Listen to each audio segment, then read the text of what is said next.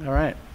Yeah, it'll be interesting. We get to play both teams on their senior night, so we'll see how that goes. It can either go where they're really pumped up or where they're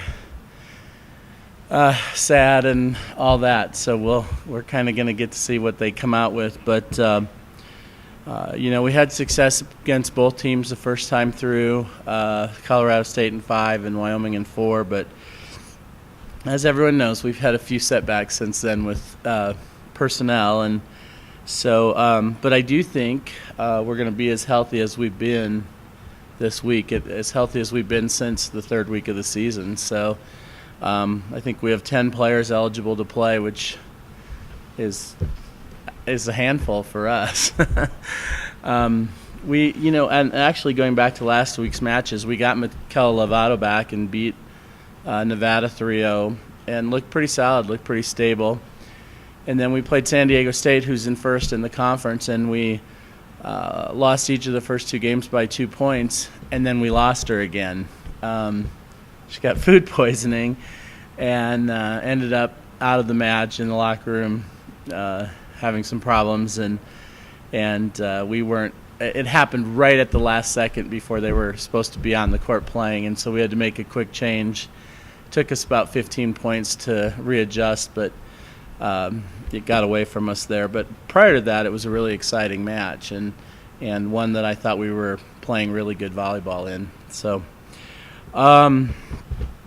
Finishing out, got some things going on. I think Chantel Riddle broke the Mountain West record for sophomore for points scored this week. She's close to our UNM records for different things. Mikel Lovato's really high in digs, even with all of her missed matches. She's leading the conference in digs.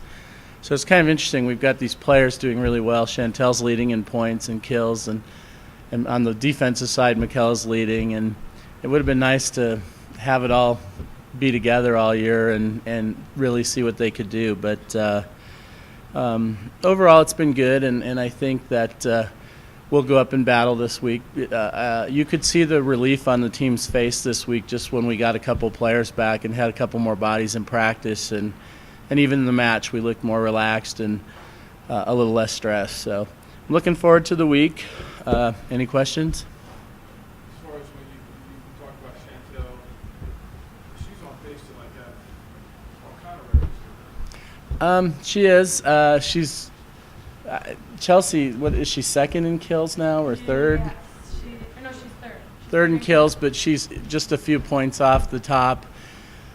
And that's a record. I think Pauline Manzer has it, and she was a 2-time first-team All-American. So it's exciting. I think in the last 10 years they've added points to the mix, and she's way on top of that, and really moving forward. And